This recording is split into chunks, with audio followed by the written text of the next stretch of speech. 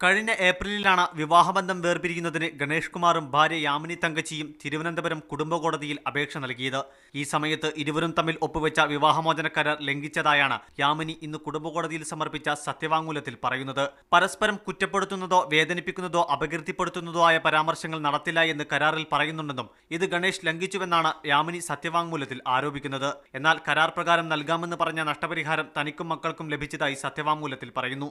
അതേസമയം ഗണേഷും യാമിനിയും ഹാജരാകാതെ വിവാഹമോചന കേസിൽ തീർപ്പ് കൽപ്പിക്കാനുള്ള ശ്രമം പരാജയപ്പെട്ടു. വിവാഹമോചനം നേടാൻ കക്ഷികൾ ഹാജരാകാതെ അഭിഭാഷകർ മുഖേന സത്യവാങ്മൂലം സമർപ്പിച്ചാൽ മതിയെന്ന് 2010 ഹരിറാണി സജി ടി വർഗീസ് കേസിൽ സുപ്രീം കോടതി ജഡ്ജ് ജസ്റ്റിസ് ബസന്ത് ഉത്തരവിട്ടിരുന്നു. ഇത് ചൂണ്ടിക്കാട്ടിയാണ് ഇരുവരുടെയും അഭിഭാഷകർ സത്യവാങ്മൂലം സമർപ്പിച്ച് കേസ് തീർപ്പാക്കാൻ കോടതിയോട് അപേക്ഷിച്ചത്. എന്നാൽ ഹരിറാണി സജി ടി വർഗീസ് കേസിൽ കൗൺസിലിംഗിന് ശേഷമാണ് സുപ്രീം കോടതി വിധിയുണ്ടായതെന്നും ഈ കേസിൽ ഇരു കക്ഷികളും കൗൺസിലിംഗിന് ഹാജരായിട്ടില്ലെന്നും കോടതി ചൂണ്ടിക്കാട്ടി. തുടർന്ന് നാളെ രാവിലെ ഗണേഷിനെയും യാമിനിയെയും കൗൺസിലിംഗിന് ഹാജരാക്കാൻ കോടതി ഉത്തരവിടുകയായിരുന്നു. കൗൺസിലിംഗിന് ശേഷം കേസ് നാളെ ഉച്ചയ്ക്ക് പരിഗണിക്കും.